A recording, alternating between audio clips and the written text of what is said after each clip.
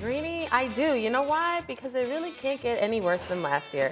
What gives me confidence now, I know Dave Canales is a first-year head coach, but when I watched Baker Mayfield with Canales last year in Tampa, Baker had a career year in terms of passing yards, over 4,000. So I'm hoping that this situation, this coaching staff will be the best thing for Bryce Young. Does, and he needs a bounce back in the worst way. Harry, back to you. The Lions in action tonight. Are they the best team in the NFC? Yes, and that's with Brandon Ayuk in the San Francisco 49ers or without Brandon Ayuk. I had the Lions. I love what they did defensively. Brad Holmes, their general manager, and also their head coach, Dan Campbell, they were intentional in upgrading their defense. Defensive line, secondary, I got the Lions coming out of the NFC. All right, and then EJ Manuel, who once upon a time was a first-round pick in the NFL and covered Drake May's entire career for us in the ACC. EJ, should he play this season at all for New England?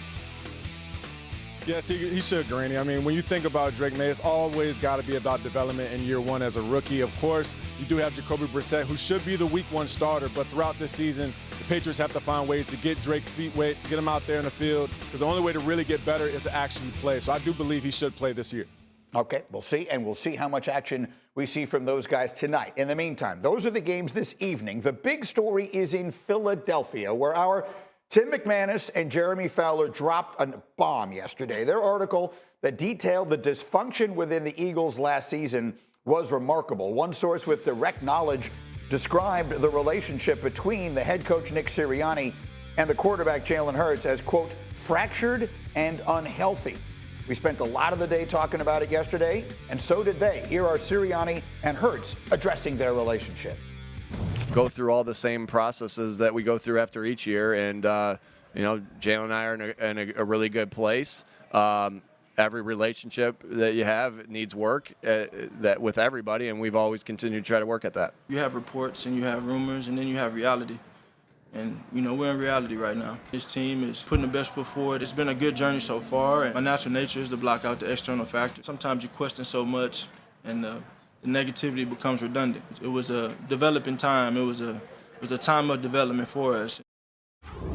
Okay, so there's Jalen saying there were reports and there were rumors and then there's reality. What did you think of that, Kmart?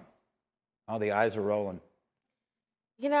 Just once, I would love to hear a player or coach or team say, "You got us." Yeah, yep, you're right. Yeah, we were a mess last year. Yeah, actually, ton of dysfunction in our building. But here's the great news. We have talked about it. We have squashed it. We know what's different, what needs to be different, and we're going to do that. Because, again, I'm a big Jalen Hurts person. I think he's a phenomenal talent. I think he's a great leader. But miss me on the media creation stuff because I'm not blind. That's what was frustrating about his comments. I guess because I'm a reporter, I feel a certain way. Because what we saw a Super Bowl team. We watched him outplay Patrick Mahomes in the Super Bowl, and then we watched them come back a year later, start 10-1, and completely nosedive. And not the quarterback, not the head coach, not the leaders in that locker room that we praise the Eagles for having. Like, that was the cornerstone of their team. Tremendous leadership. No one in that building could fix it. So for them to end the season on a whimper, and then to come back and say, well, we live in reality, all those media creations. Like, I'm not buying it because we are not blind. We watched that offense be rudimentary. We watched it week after week. They're 10-1, but we kept saying, what's wrong with Jalen? What's wrong with the Eagles? So no, the responses did bother me. I'm with you, and it's more important than that. Teams will go through slumps. Teams will play badly. Yes. This didn't look like that. No. That's not what this was. No. This was a team that had fallen apart. This was a team that was not merely playing badly. You could see that they had splintered to at least some degree. So look, I hear what you're saying. I don't expect them to come out and say, yes, we hate each other. Or, yes, I don't respect we my hated each other.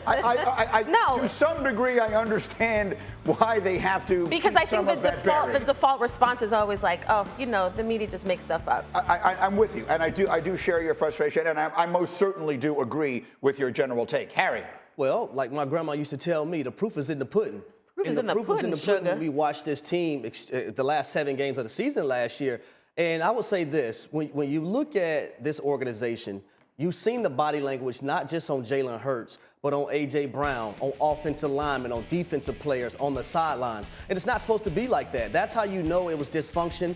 And for a head coach who has the offensive ties and had his hands amongst the offense, for him and the quarterback to not be on the same page, you can't have that. You're going to have the results that we've seen from the Philadelphia Eagles. I'm praying and I'm hoping that they patch those things up, but we will see this football season. Also, from an offensive standpoint, they have phenomenal talent, one of the better rosters in the National Football League, especially from an offensive standpoint.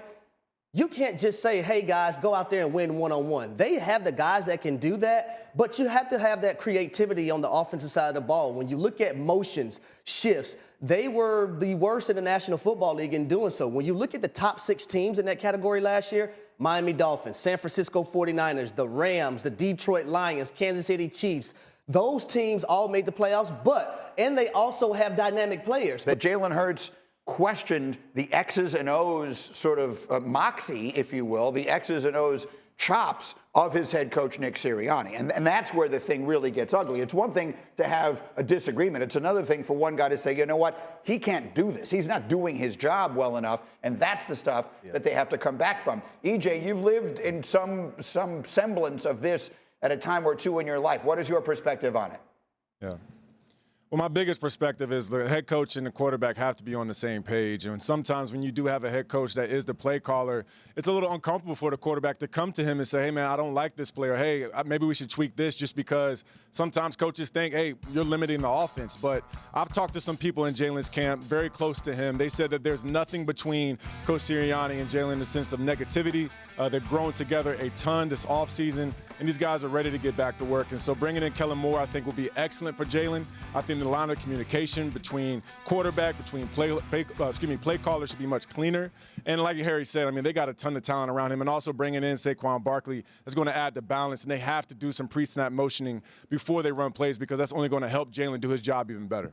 Look, the way their offense was described yesterday on this show by Hawk and all through last season by Dan Orlovsky was they look like they're just calling plays. They don't have a plan. They're just calling plays that don't feel as though they are part of some consistent, organized, overall thought-out plan. And to EJ's point about, we expect the Eagles to bounce back this year. We expect them to look different, and particularly because of Kellen Moore.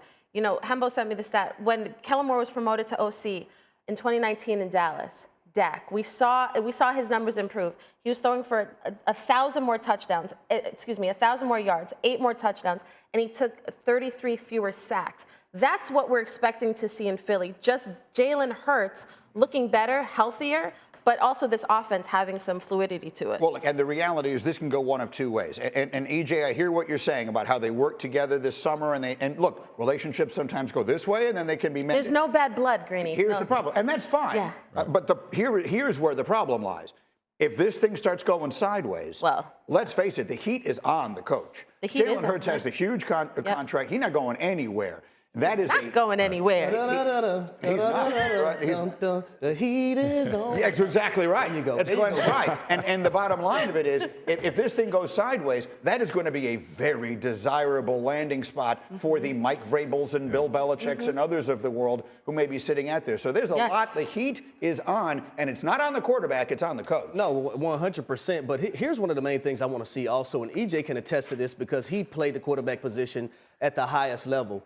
Do you know how disrespectful it is for a defense to say that we're going to send blitzes and go cover zero because we know you don't have a plan for it? That is deflating as a team, but it's also telling from the coaching staff, from a quarterback, and other offensive pieces when you can't consistently defeat that blitz and defensive coordinators are continuously sending it to you. Quick final word. Go ahead, EJ.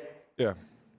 Well, that's the key. That's why you have to have shifts. You have to have motions, because then the defense has to show their cards. And also, I believe the Eagles were like last in the league, or like the lower part of the league as far as throwing the ball in the middle. So a lot of their passes were outside, like vertical routes to A.J. Brown, to Smith, those kinds of guys trying to stretch the field. But you still got to hit the interior parts of the defense to make their play honest and get out of some of those blitzes Harry's talking about. Yeah, look, face it, they were a mess last year. We'll see if they've gotten this thing right